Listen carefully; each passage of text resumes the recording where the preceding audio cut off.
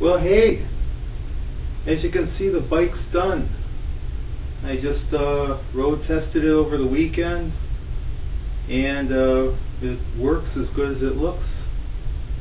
I just want to run through maybe to show you how I would typically rebuild the parts into what you see here. First, when I put the frame in my little stand, first thing I would do is I would assemble the crank assembly after re-lubricating it. Then typically I would start, I would put the fork on, snug it on but not tighten it. I'd put the stem and the handlebars on. Then I would put the wheels on basically so I could tighten all this after greasing the bearings, whatever. Then I basically start hanging or attaching as many bits on the bike as I could right away, but not really tightening anything yet. Then I'd attach the fenders, but I wouldn't tighten them because I didn't have the wheels on yet. I would put the wheels on, then I'd use that to gauge the attachment of all the stays and everything on there. Then I attach the rack. Then I would usually take the wheels back off because I hadn't overhauled the hubs yet on the wheels. Then I put the brakes and the shifters, the grips, all this stuff on the handlebars. Then I run the cables. I'd attach all the brake components, and I basically connect and adjust the brakes after putting like the shoes on, whatever. That was kind of time consuming.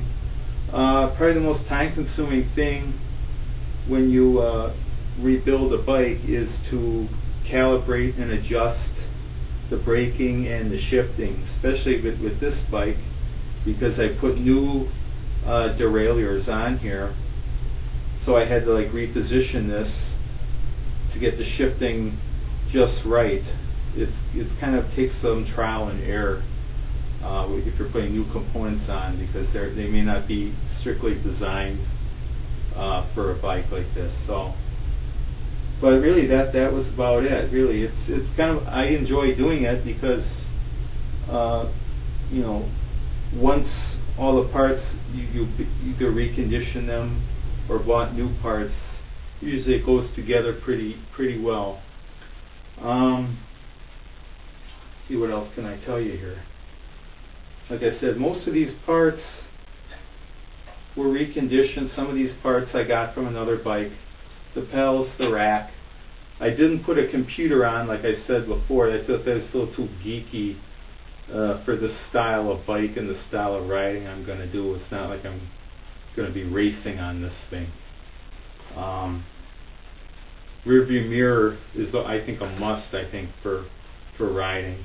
That way you won't have to worry about traffic. You can get out of cars' way, stuff like that.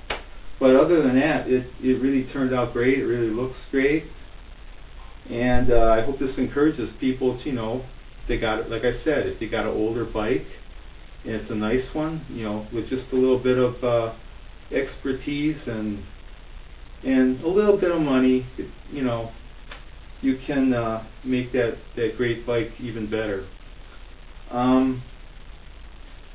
I watched my first installments and saw the limitations of the camera I was using. I was just using a Nikon P60. It's a point and shoot. It's super great for still pictures, but its video capability is pretty much limited. So I took a quantum leap today, and I got this today. I haven't even opened it up yet, but I just want to show you.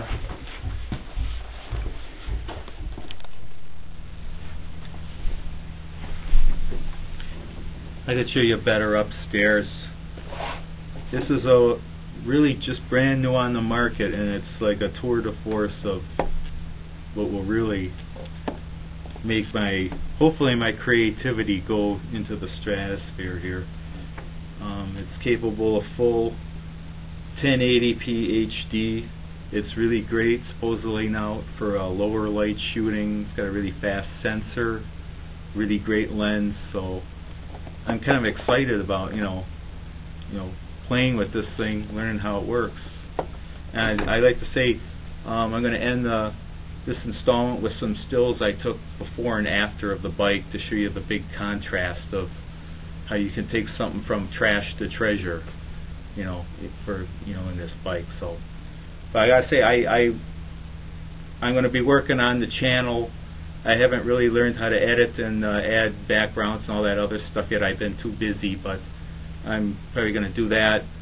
But I just like to say I subscribe to a big variety of people on YouTube, and I really admire the creativity of inventiveness of a lot of people. I try to get a big variety of different stuff. I don't just subscribe to people who are into like one thing or whatever, but I just like to say that's what I want to do here too. I want to have a real variety channel myself. So with that, I just say so long for now. Bye.